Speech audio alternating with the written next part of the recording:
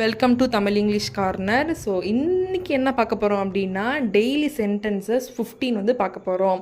நம்ம day to day லைஃப்பில் இங்கே வா அங்கே போகாத, இந்த ஃபேன் ஆஃப் பண்ணு, இந்த லைட்டை ஆன் பண்ணு, இந்த மாதிரிலாம் சொல்கிறோம் இல்லையா. இந்த விஷயத்தெல்லாம் வந்து இங்கிலீஷ்லேயே எப்படி வந்து நம்ம சொல்லலாம் அப்படிங்கிறது தான் பார்க்க போகிறோம். நம்ம இங்கிலீஷ் வந்து ஃப்ளூயன்சியாக பேசணும் அப்படின்னா இந்த மாதிரி சின்ன சின்ன விஷயங்கள்லாம் வந்து நம்ம கற்றுக்கிட்டோம் அப்படின்னா ஃப்ளூயன்சி வந்து ஆட்டோமேட்டிக்காக நம்மளுக்கு வந்துடும்.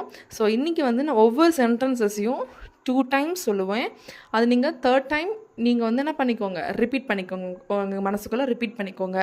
என்னுடைய லைஃப்பில் இதை அப்ளை பண்ண ஆரம்பிங்க. ஓகேவா? First one, go slow. Go slow, மெதுவாக போ அப்படின்னு சொல்லுவோம் இல்லையா, அது எப்படி சொல்லணும்? கோ ஸ்லோ அப்படின்னு சொல்லணும்.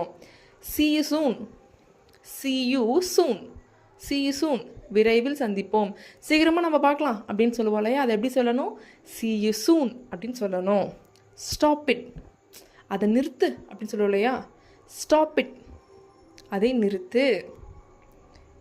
listen to me, listen to me, நீங்கள் உங்கள் ஃப்ரெண்ட்கிட்ட பேசிகிட்டு இருக்கீங்க, அவர் நீங்கள் சொல்கிறதே கண்டுக்கவே இல்லை, அப்போ என்ன பண்ணணும்?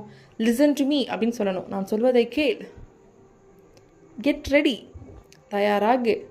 கெட் ரெடி, தயாராகு. இப்போ எல்லோரும் நீங்கள் ஏதோ ஒரு பார்க்கு போகிறீங்க, அப்போ என்ன பண்ணணும்? கெட் ரெடி அப்படின்னு சொல்லணும்.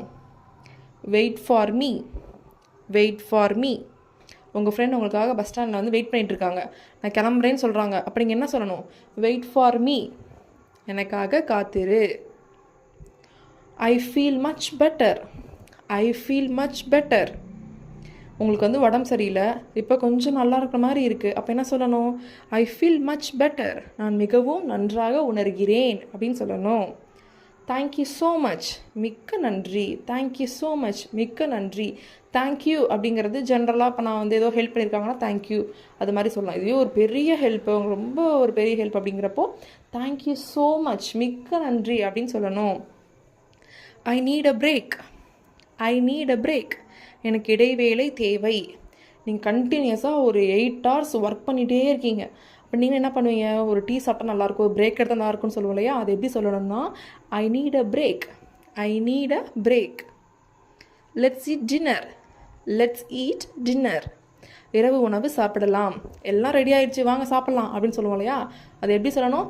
லெட்ஸ் ஈட் டின்னர் அப்படின்னு சொல்லணும்.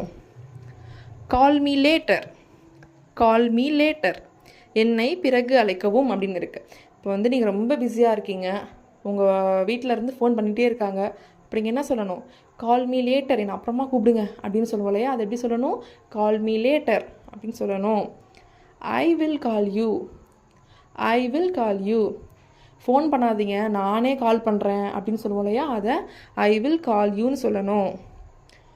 I like your shoe, I like your shoe, எனக்கு உன் ஷூ பிடிச்சிருக்கு, உன் ஷூ நல்லாயிருக்கு, உன் ட்ரெஸ் நல்லாயிருக்கு, உன் ட்ரெஸ் எனக்கு பிடிச்சிருக்கு, அது மாதிரிலாம் சொல்லுவோம் இல்லையா, அது மாதிரி ஐ லைக் யுவர் ஷூ, எனக்கு உன் ஷூ ரொம்ப பிடிச்சிருக்கு, ஐ லைக் யுவர் ஷூ.